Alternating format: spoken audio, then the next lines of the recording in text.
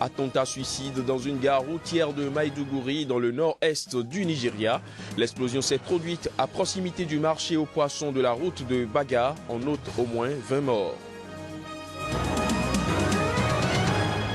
En Côte d'Ivoire, les femmes et jeunes du PDCI-RDA ont tenu une assemblée générale élective, occasion pour cette branche du parti de se mettre en ordre de bataille pour la présidentielle d'octobre. Le Soudan est touché par une énorme épidémie de rougeole avec au moins 2500 cas et 38 décès depuis le début de l'année, soit 4 fois plus que l'ensemble des cas de l'année 2014. Bonjour à tous et bienvenue dans cette édition sur Sika.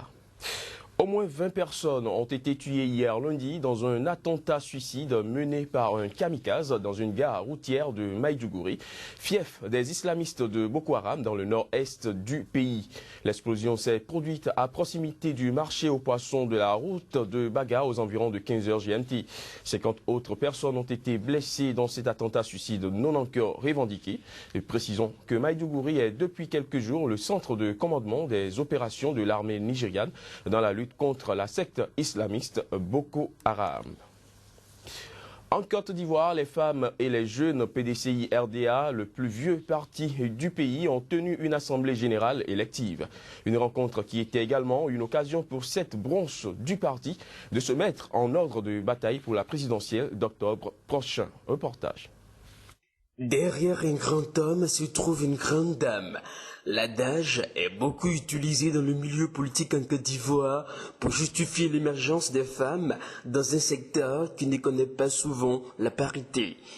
Mais aujourd'hui, le leader du PDCI, Émeric Onambédié, président du Parti démocratique de Côte d'Ivoire, a derrière lui 2 femmes et 2 jeunes hommes avec pour mission relever le pari de la victoire aux échéances électorales qui s'annoncent. Le président Émeric Onambédié est un homme sage. Il nous a dit d'appliquer l'appel de Yaoukro. Une décision assez sage quand même, nous tous que nous soyons autour du président Ouattara pour conduire notre destinée. Véronique Kaka et Justin Nguessan-Yao à la tête des femmes et des jeunes du monde rural et Odette Agnero et Valentine Dréquassi en milieu urbain ont pour mission œuvrer pour la victoire du candidat du RHDP au présidentiel de 2015, puis faire triompher en 2020 le parti, le PDCI. Avec les élections des responsables de la JPDCI et de l'UFPDCI, nous pouvons considérer que notre parti est prêt pour les batailles futures, car il dispose désormais de son armée pacifique de combattants. Au milieu de quelques dissensions qui ont émaillé le parti, le président Bédié retrouve son maillet des commandements et a décidé de ne plus laisser de place aux frondeurs. Le PDCI est plus que mobilisé aux côtés du Rassemblement des Républicains de Côte d'Ivoire pour la réélection d'Alassane Ouattara en octobre 2015. À une semaine des législatives et communales controversées au Burundi, 4 personnes ont été tuées et une trentaine blessées dans la nuit de dimanche à lundi dans une nouvelle série d'attaques à la grenade. La présidence burundaise a accusé les opposants au président Pierre Nkurunziza d'être derrière les attentats. L'opposition, pour sa part, rejette toute responsabilité et accuse le pouvoir d'instrumentaliser ces attaques pour se débarrasser de ses contradicteurs. Plus de précisions à travers ce reportage. 3 des 4 attaques ont visé des bars en province. La plus sanglante est survenue à Ngozi, province natale et fief du chef de l'État, dans le nord. 2 autres ont été perpétrées dans celles voisines de Kirondo et Muyinga. La 4e attaque a blessé 2 policiers en patrouille lundi matin à Bujumbura, dans le quartier contestataire de Moussaga. On note au total 4 morts et une trentaine de blessés. Des responsables de la police ont assuré que toutes ces attaques à la grenade sont liées les unes aux autres. Ils indexent les opposants au 3e mandat les accusant de tenter d'empêcher les élections.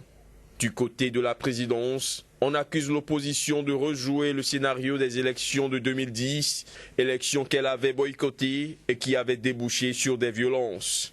Mais l'opposition, pour sa part, condamne ces différentes attaques et n'exclut pas un plan du pouvoir pour semer la terreur et l'attribuer à ses opposants afin d'en finir avec ceux qui s'opposent à un troisième mandat de Nkurunziza. Alors que le mouvement de contestation semble marquer le pas dans la rue, les explosions de grenades se sont multipliées à l'approche des législatives du 29 juin et de la présidentielle du 15 juillet. 11 policiers avaient déjà été blessés dans la nuit de vendredi à samedi dans plusieurs attaques à la grenade à Bujumbura. Et le 18 juin dernier, une grenade avait blessé 3 ouvriers d'un chantier, également dans la capitale. En bref, dans cette édition, le Soudan est touché par une énorme épidémie de rougeole avec au moins 2500 cas et 38 décès depuis le début de l'année, soit 4 fois plus que l'ensemble des cas de l'année 2014. Les chiffres ont été publiés hier par l'ONU. Parmi les 2511 cas confirmés, 72% sont des enfants de moins de 15 ans. Le gouvernement soudanais, aidé par l'UNICEF et d'autres ONG, ont lancé en avril dernier une campagne pour vacciner 7,9 millions d'enfants, ciblant principalement des zones de l'Est du Soudan et Khartoum. La deuxième partie de cette campagne de vaccination a été lancée hier et cible la région du Darfour. En Éthiopie, les résultats officiels des élections législatives du 24 mai dernier ont été proclamés hier lundi. Sans surprise, c'est la coalition au pouvoir et ses alliés qui ont remporté la majorité des sièges. Sur les 547 sièges de députés, le pouvoir en place a raflé 546 avec une certaine garantie de se voir attribuer le dernier siège. Les détails. Une victoire écrasante mais sans suspense. Sur les 547 sièges, le pouvoir en place en a raflé 546.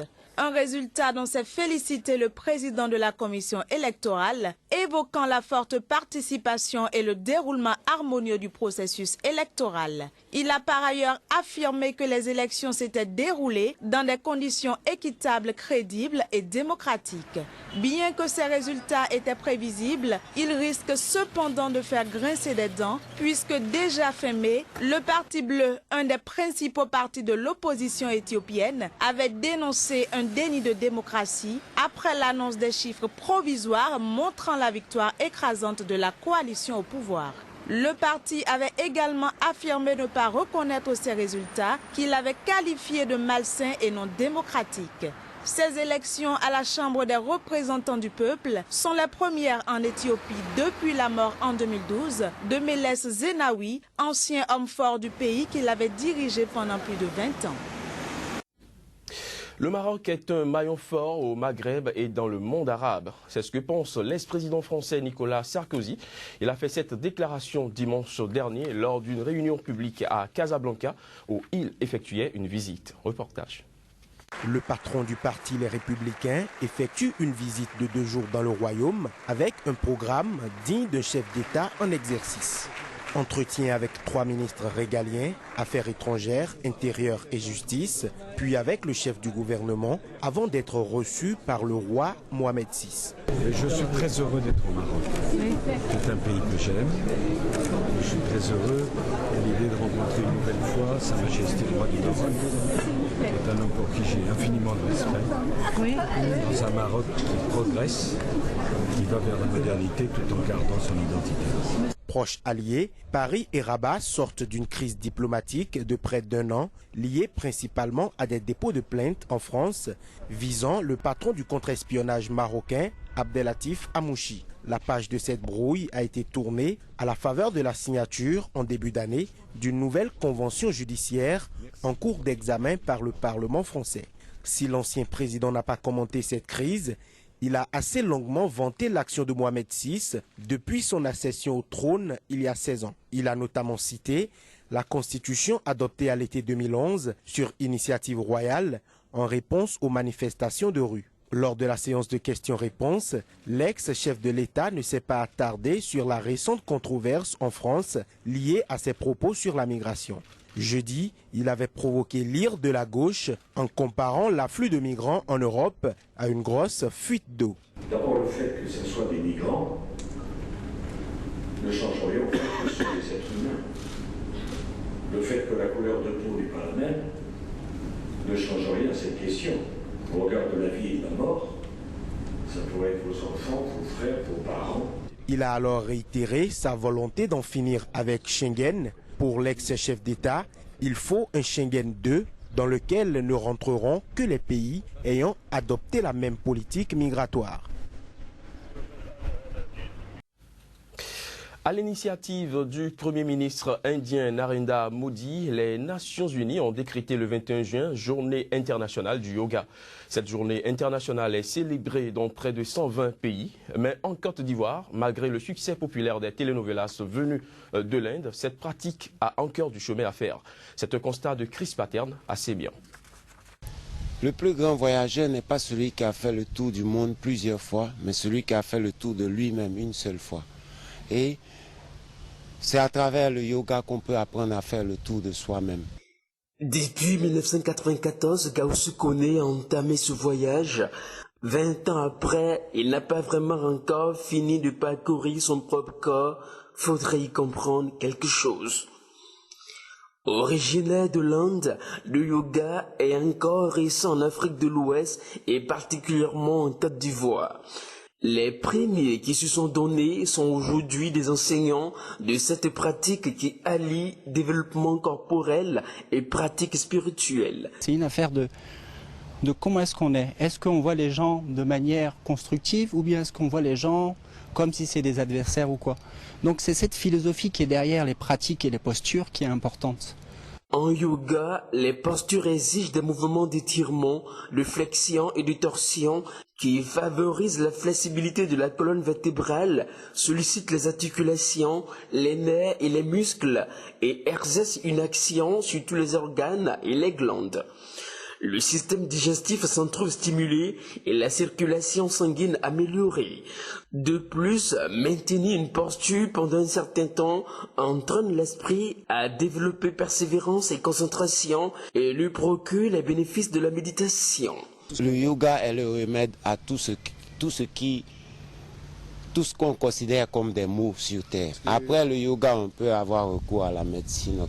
Enfin, on pourrait comprendre pourquoi la religion recommande fortement ses adeptes à rester zen.